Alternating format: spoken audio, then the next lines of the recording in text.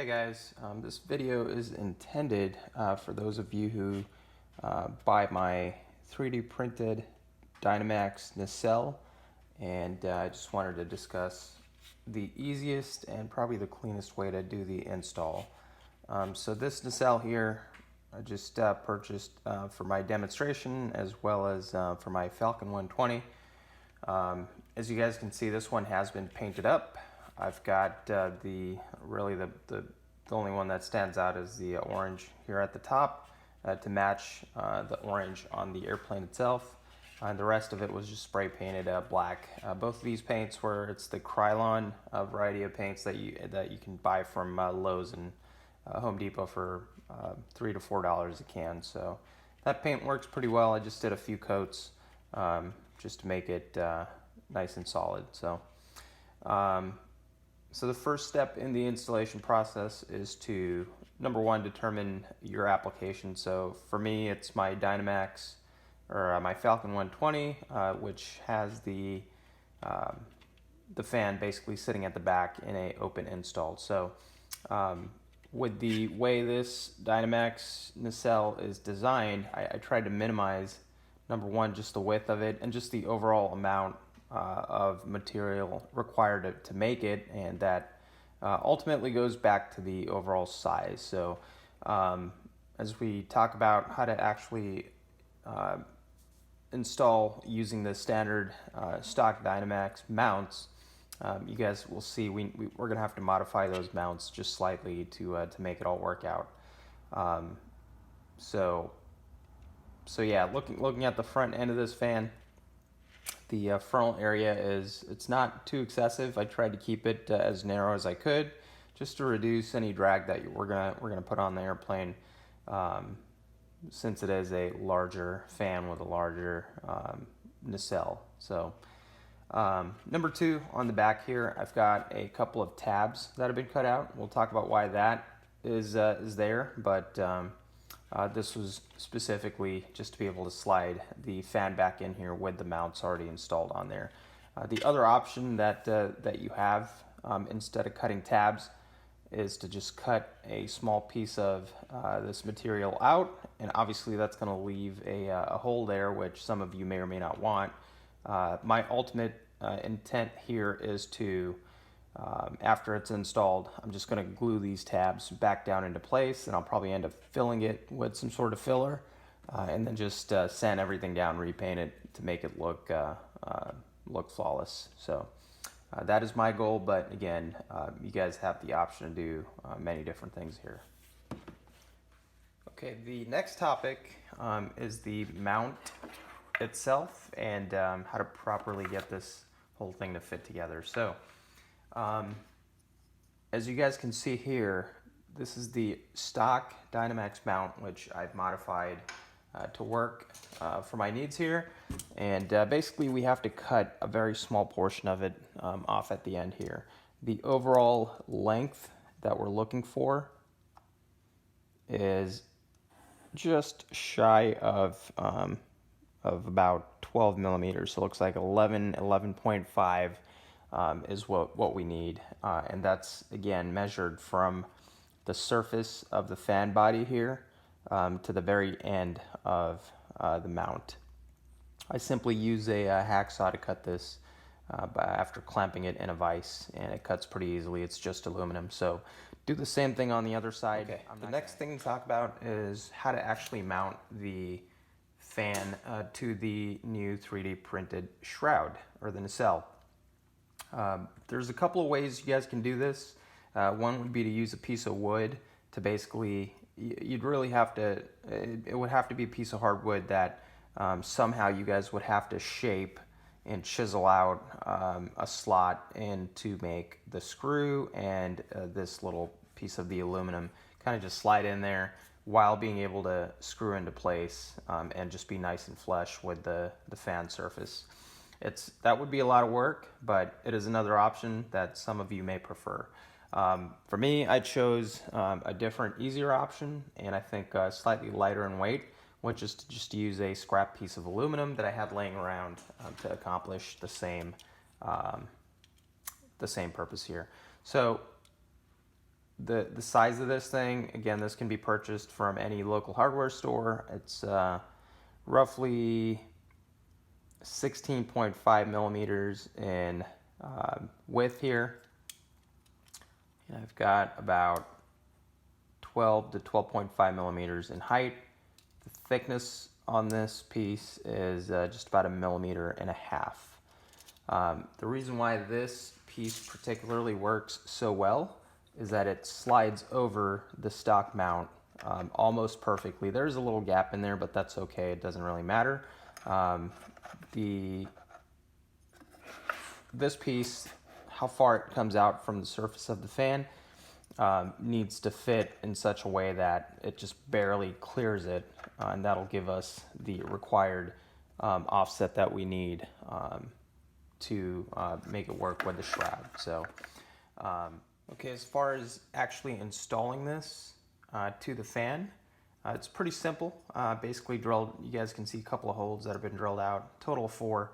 The top 2 are to accept screws that mount this to the fan, and then these screws, or these holes, are for screws that actually mount to the airplane itself. So try to do a decent job of lining everything up so that the holes are at the correct position, and you guys don't end up having to make multiple attempts, because we only have so many chances to get this right before you have to change out the mount. 2 screws are more than enough, and I particularly like to use sheet metal self-tapping screws. They work pretty well, and they're pretty cheap. So again, many options there. You guys can use whatever you may have on hand, as long as it's going to be strong enough to hold in place, and that's pretty much the intent behind that. As far as positioning goes on the fan itself, the intake lip of the shroud comes right up about to here where my thumbnail is on the fan body. All this space is open inside of the shroud, and then it starts to collapse back down roughly about right about there, a good 10 or 15 millimeters behind the mount as it's positioned here. So the overall length that I've got here for this mount is 57 millimeters, and that can be adjusted a little bit, but it works fine if that's all you guys choose to do.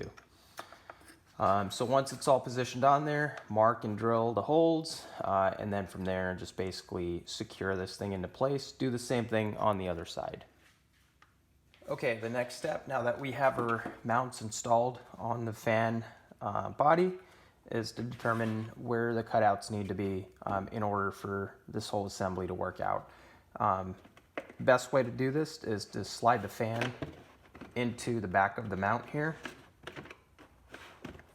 Should be a pretty easy slip fit. Once the fan is centered up nicely, go ahead and mark a couple of lines on the shroud and cut them to be larger than you guys think you need them to be.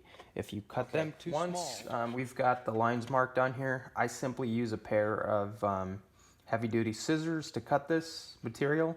It's relatively easy to cut. It's not gonna break because it's not brittle. So don't be afraid to do that. I don't particularly prefer using an X-Acto knife or anything like that here, because it's just not, this material is pretty strong and not exactly easy to cut with a knife or a blade of some type. So scissors are the best way to do this. The other option you guys have is to use a Dremel, which again, instead of cutting these flaps, you could just cut a nice slot here that you can sand down to make it look proper. But again, this is the method I'm going to go with. Okay. Also keep in mind, this material is very flexible. This is not like fiberglass where if we try to bend it, it's going to crack and break. So as we go into the assembly process, you guys are going to see me basically move this material around, either just squeezing it with my hand or using a screwdriver to shove here into the side to get the fan to slide in there where I need it to go. So, but that is one of the advantages of 3D printing out of plastic by using a molded fiberglass or carbon fiber. Now getting into the assembly itself. First thing I'm going to do is position the fan in here so that it's sitting roughly where I need it to go. So you guys will notice here, I probably cut these tabs a little bit smaller than I should have, and it's not too bad, but it would have been better to leave them slightly larger. So to get this to slide in here, I'm going to open up that tab, let the mount fall in. Same thing on this side. Now keep in mind that the screw head has to clear that as well, so we may have to help this guy along to make that happen without much trouble. The other thing to consider, the screws here for all your stator blades, they extend out from the fan body just a little bit more than desired for a nice clean fit. So again, this material being as flexible as it is, it's not a problem. We'll just be able to kind of squeeze and mold this thing as we need for the fan body to fall through. So the best way to do it is just from the outside. Start on one side here, get one of the screws to fit in there, and then you just kind of go all the way around, getting the rest of them to fit in. Another option is to actually stick your hand on the inside of the fan. A little bit difficult to see here, but just enough to where we can push it out in order for the screw heads to clear and drop in there.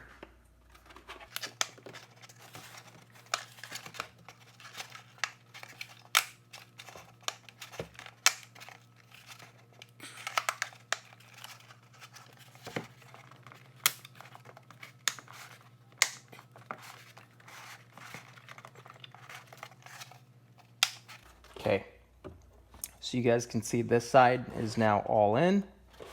Now we're going to focus on the opposite side.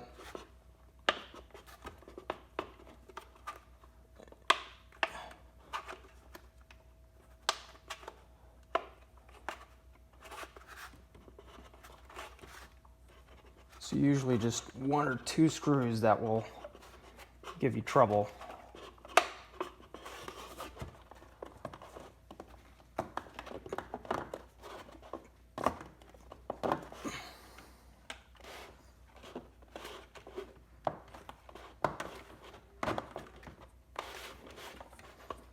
Okay, one left here, which is this one, and here's where I'm gonna get some help from the screwdriver to get it to slide in. So there it is, it's all in there, and that's the most difficult part. Now, because I made the mistake of not cutting these slots out wide enough, here is a potential problem with some clearance, which we'll get around again with the help of the screwdriver. Just going to pull this out slightly. Stick the screwdriver in here to make enough of a opening. Same thing on this side.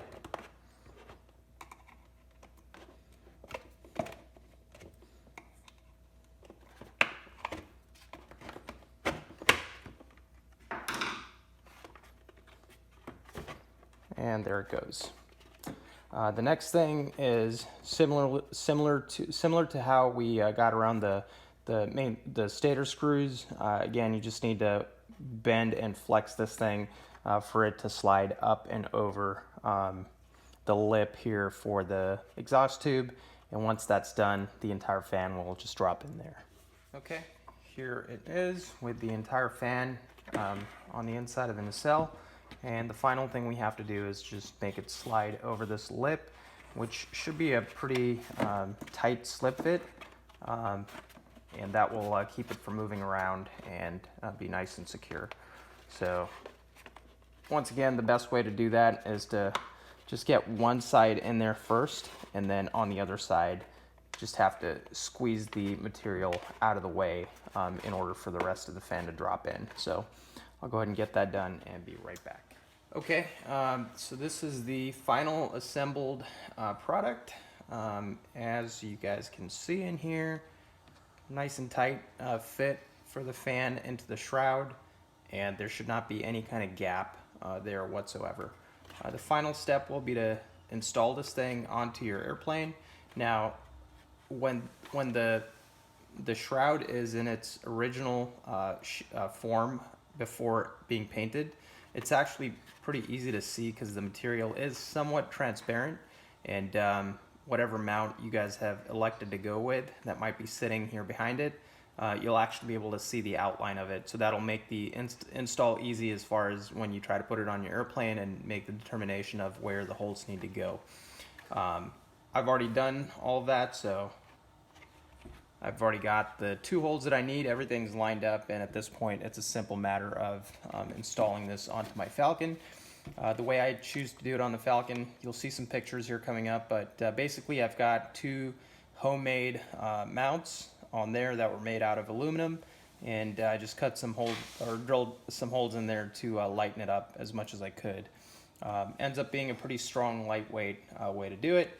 And all I have to do now is place this into the Falcon. Once again, you'll see the final assembled pictures, and basically just screw it into place using screws from the side. So it's very, very easy to do that. The final thing I'm going to be doing is placing these tabs back down.